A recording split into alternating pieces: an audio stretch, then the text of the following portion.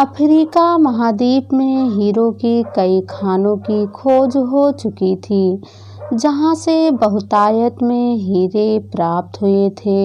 वहां के एक गांव में रहने वाला किसान अक्सर उन लोगों की कहानियां सुना करता था, जिन्होंने हीरो की खान खोजकर अच्छे पैसे कमाए और अमीर बन गए। वह भी हीरे की खान खोजकर अमीर बनना चाहता था। एक दिन अमीर बनने के सपने को साकार करने के लिए उसने अपना खेत बेच दिया और हीरो की खान की खोज में निकल पड़ा। अफ्रीका के लगभग सभी स्थान छान मारने के बाद भी उसे हीरो का कुछ पता नहीं चला। समय गुजरने के साथ उसका मनोबल गिरने लगा। उसे अपना अमीर बनने का सपना टूटता दिखाई देने लगा। वह इतना हताश हो गया कि उसके जीने की तमन्ना ही समाप्त हो गई और एक दिन उसने नदी में कूदकर अपनी जान दे दी। इस दौरान दूसरा किसान, जिसने पहले किसान से उसका खेत खरीदा था, एक दिन उसी खेत के मध्य बहती छोटी नदी पर गया।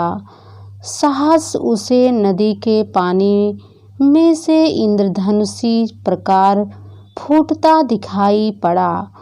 उसने ध्यान से देखा तो पाया कि नदी के किनारे एक पत्थर पर सूर्य की किरणें पड़ने से वह चमक रहा था। किसान ने झुककर वह पत्थर उठा लिया और घर ले गया। वह एक खूबसूरत पत्थर था। उसने सोचा कि यह सजावट के काम आएगा और उसने उसे घर पर ही सजा लिया। कई दिनों तक वह पत्थर उसके घर पर सजा रहा। एक दिन उसके घर उसका एक मित्र आया। उसने जब वह पत्थर देखा तो हैरान रह गया। उसने किसान से पूछा, मित्र, तुम इस पत्थर के कीमत को जानते हो? किसान ने जवाब दिया, नहीं, मेरे ख्याल से ये हीरा है, शायद अब तक खोजे गए हीरों में सबसे बड़ा हीरा। मित्र बोला, किसान के लिए इस बार बात पर यकीन करना मुश्किल था। उसने अपने मित्र को बताया कि उसे यह पत्थर अपने खेत की नदी के किनारे मिला है। वहाँ ऐसे और भी पत्थर हो सकते हैं।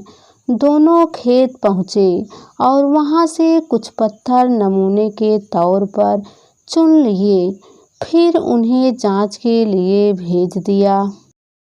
जब जांच रिपोर्ट आई तो किसान के मित्र की बात सच निकली। वह पत्थर हीरे ही थे। उस खेत में हीरो का भंडार था।